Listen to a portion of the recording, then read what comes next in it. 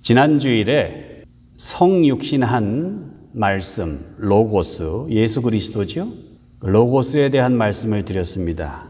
여러 가지 말씀이 있다고 그랬죠. 그 중에 가장 상위에 있는 말씀입니다. 그 다음 로고스, 예수 그리스도를 증거하는 기록된 말씀이 있다고 그랬죠. 성경입니다.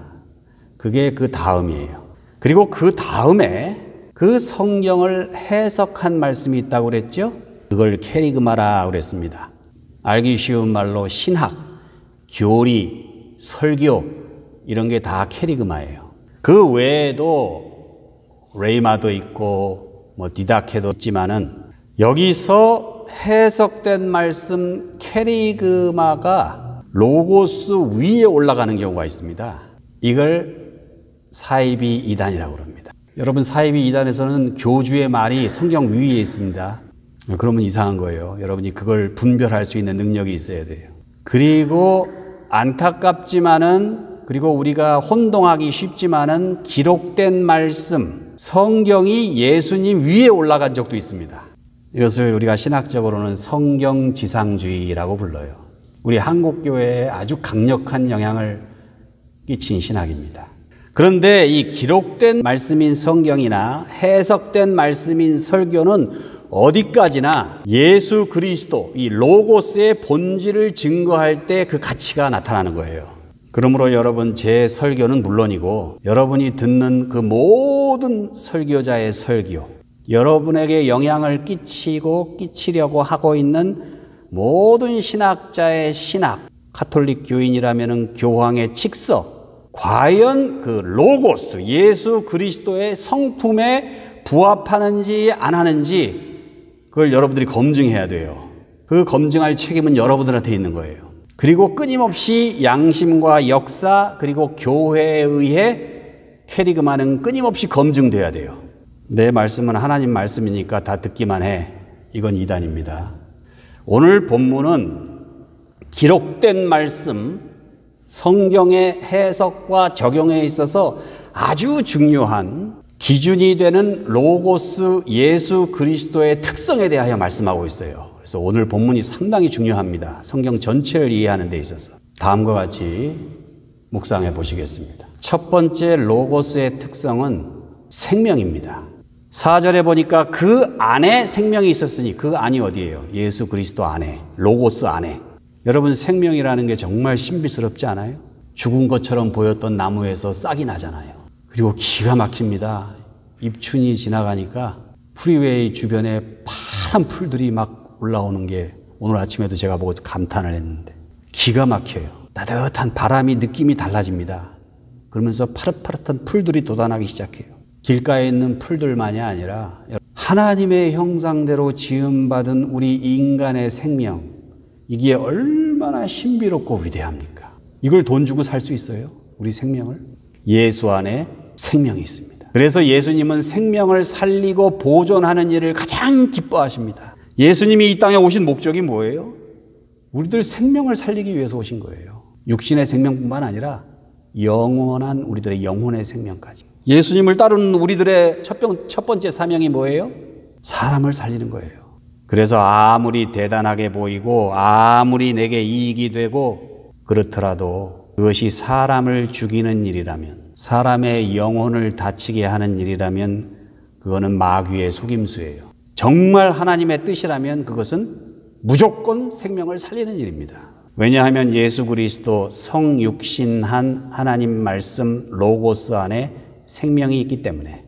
그래서 생명을 억압하고 죽이자는 전쟁이나 테러나 생태계의 파괴나 독성물질 배출하는 거, 그래서 사람의 생명, 동식물의 생명을 저해하는 그런 행위들은요, 어떤 명분으로도 정당화될 수 없는 거예요. 기본적으로 돈을 벌면 얼마나 벌겠다고 그 짓을 해요. 왜냐하면 이 우주에서 생명보다 귀한 건 없기 때문에. 그러면 사람의 생명만 중요하지 왜 동식물들의 생명까지 그렇게 중요해요? 그들의 생명이 우리를 지탱하잖아요. 매일 고기 먹고 매일 야채 먹잖아요. 여러분, 이 우주가요, 왜 존재해요? 물론 하나님의 영광을 위해서 존재하지만은 생명을 위해서 존재하는 거예요. 그래서 예수님께서 그 헤아릴 수 없는 수많은 별들 중에 하필이면 어디로 가셨어요? 지구로 오신 거예요. 우리들의 생명을 살리기 위해서. 그러니까 당연히 예수님께서 피로 값주고 사신 우리들의 교회가 해야 할 일은 한마디로 얘기하면 생명을 살리는 거예요. 우리가 교회에서 하는 모든 일, 우리가 예배드리고 뭐 가르치고 전도하고 선교하고, 선교사를 왜 파송해요? 생명을 살리기 위해서 파송하는 거잖아요. 우리가 하는 모든 일들 결국 한마디로 말하면 생명을 살리는 일이에요. 저는 무엇이 옳은지 그른지 판단할 때 몇 가지 기준이 있는데 그중 제일 중요한 기준이 바로 이 생명이에요. 그래서 이게 생명을 살리는 일인지 죽이는 일인지, 이게 생명을 지키는 일인지 아니면 해야 하자는 건지, 그 기준을 가지고 저는 판단하고 결정하고 심지어는 투표도 하고 다 그래요. 왜냐하면 로고스 안에 생명이 있기 때문에. 그리스도인으로서 공부를 하든 뭐 사업을 하든 투표를 하든 신앙생활을 하든 죽어가던 생명은 살리고 살아있는 생명은 더 생기발랄하게 하시는 우리 성육신한 말씀 로고스 예수 그리스도의 제자로 살아가시기를 주님의 이름으로 축원합니다. 두 번째, 로고스의 특성은 빛입니다. 빛. 5절에 보니까 빛이 어두움에 비치되 어두움이 깨닫지 못하더라. 여러분, 하나님께서 이 우주 만물을 온 천지를 창조하실 때 제일 먼저 창조하신 게 뭐였죠? 빛입니다. 빛. 왜요? 빛이 있어야 생명이 존재할 수 있어요. 생명이요, 이 빛에 의존합니다. 이 빛이 있기 때문에 식물도 살고 동물도 살고 우리 사람도 살고. 그래서 빛은 생명체를 잉태하고 번성하게 하는 근원이 돼요. 에너지를 만들고 열이 나게 하고 빛이 나게 하고 움직이게 하고 생명이 움트고 열매를 맺게 하고, 이게 다 빛입니다. 예수 그리스도 안에 있는 이 빛은 우리들의 영혼의 에너지를 불어넣고 우리들의 삶의 희망을 불어넣고 차갑게 식어버린 우리들의 가슴에 열정을 일깨웁니다. 무기력한 우리들의 영혼을 깨워서 우리들의 삶에 싹이 나고 열매를 맺게 하는 그런 빛, 그 빛이 어디에 있다고요? 예수 그리스도 로고스 안에 그런 빛이 있습니다. 9절에 보니까 참 빛, 곧 세상에 와서 각 사람에게 비치는 빛이 있었나니. 이 참 빛이 누구예요? 로고스. 예수님이 이 땅에 오셔서 빛을 쫙 비춰가지고 어두움을 싹 몰아내셨습니다. 여러분, 빛이 비치면 사물의 형체가 드러나죠? 그래서 그게 뭔지 분간할 수 있게 돼요. 무엇이 옳고 그른지 분간할 수 있게 돼요. 그래서 참 빛이 비치면 세상이 밝아져요. 공의로워져요. 정의로워져요. 정직해져요. 투명해져요. 그래서 우리가 참빛 예수 그리스도 안에 있으면 죄에서 빠져나올 수 있고 무지와 나태함에서 치우친 생각과 태도에서 우리들이 날마다 짓는 죄에서 벗어날 수 있어요. 쫙 비치기 때문에. 다 드러나기 때문에. 그런데 문제는 사람들이 그 빛을 좋아해요, 안 좋아해요? 자꾸 어둠 속으로 바퀴벌레처럼 기어들어가려고 그래요. 그리고 빛을 비추는 사람이 있으면 핍박하고 죽여요. 그게 누구예요? 수많은 구약의 선지자들을 핍박하고 광야에 외치는 자의 소리, 세례 요한을 죽이고 세상을 정직하게 하고 올바르게 하고 바르게 하려는 사람들을 다 잡아다가 죽이는 거예요. 왜요? 빛을 받아들이면 세상의 모든 게 다 드러나요. 그러니까 사탄은요, 자꾸 감추어요. 자꾸 은폐해요. 거짓말로 속이고 우리들의 삶을 어둡게 해요. 인류 역사 가운데 힘없는 다수의 백성들을 소수의 지배자들이 마음대로 할 수 있었죠. 그래서 이 세상을 공포심과 증오로 가득한 지옥처럼 만들어가지고 세상을 지배할 수 있었죠. 어둠 가운데 백성들을 가두어 놓고 거기서 온갖 음모, 조작, 은폐, 공작, 그러면서 뭐라고 그래요? 역사는 밤에 이루어진다. 지네들 뜻대로 역사를 이끌어가겠다는 거예요. 여러분, 우리 그리스도인들이요, 그저 있는 것을 있는 그대로 드러내기만 해도요, 그 자체로 이 세상은 훨씬 더 자유롭고 평등해질 수 있습니다. 근데 마귀가 제일 싫어하는 게 그렇게 되는 거예요. 그러면 백성들을 어둠 가운데 가두어두지 못하잖아요. 이제까지 마음대로 속이고 농락하고 선동하고 자기네 마음대로 해왔는데, 심지어는 교회까지도 마음대로 그렇게 했어요. 교회가 로고스의 빛을 가렸습니다. 그래서 성도들을 무지몽매한 편견과 아집에 가두어 놓고 속이고 농락하고 선동했어요. 그러나 이 빛 대신 예수님이 이 땅에 오셔서 모든 걸 다 드러내셨습니다. 여러분, 예수님의 사역을 가만히 보세요. 예수님의 사역이요, 그냥 드러내는 거였어요. 헤롯 땅이 얼마나 간교한 무리들인지, 바리새인들과 서기관들이 얼마나 위선적인 사람들인지 그냥 드러내셨어요. 당신의 사역을 통해서. 로마 총독이 얼마나 아니라고 무능한지, 얼마나 눈치 보고 이익을 위해서 진리를 포기하고, 백성들이 얼마나 굶주리고 병들었는지 그냥 그걸 있는 그대로 보여주신 거예요. 복음서를 가만히 읽어보세요. 세상이 얼마나 욕망과 허영으로 가득 차 있는지 예수님은 당신의 말씀을 통하여, 기적을 통하여 있는 그대로 그냥 보여주신 거예요. 그러면서 당신이 할 수 있는 최선을 다하신 거예요. 그렇게 예수님께서 감추인 것을 드러나게 하는 게 불편하고 싫었던 자들이 어떻게 하죠? 예수님을 못 박아 죽였습니다. 그런데 예수님이 사흘 만에 부활하셔서 그 부활하신 예수님을 만난 우리 그리스도인들, 지금 이 순간까지 이 세상에 빛이 돼요. 있는 그대로를 밝히는 그런 예수님의 제자, 로고스의 제자로 살아가고 있는 게 아니에요? 여러분, 우리가 회개한다고 그럴 때 회개가 별게 아니에요.